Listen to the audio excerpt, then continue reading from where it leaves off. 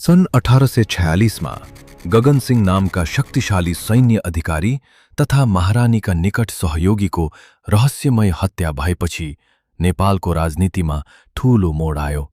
हत्यापछि क्रोधित महारानी राज्यलक्ष्मीले काठमाडौँको कोतमा आकस्मिक सभा बोलाइन् र दोषीलाई तत्काल कारबाही गर्न आदेश दिइन्।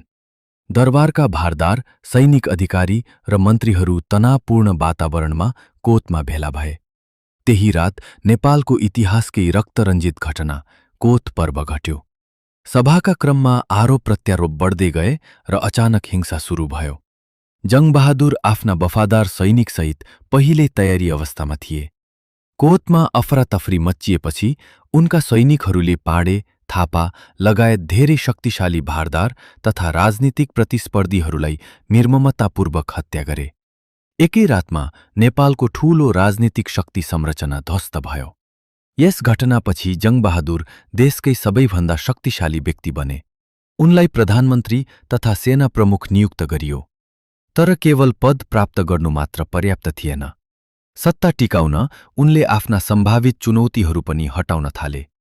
पछि महारानी राज्यलक्ष्मीले उनी विरुद्ध षड्यन्त्र गर्न खोजेपछि जङ्गबहादुरले उनलाई भारत निर्वासनमा पठाए।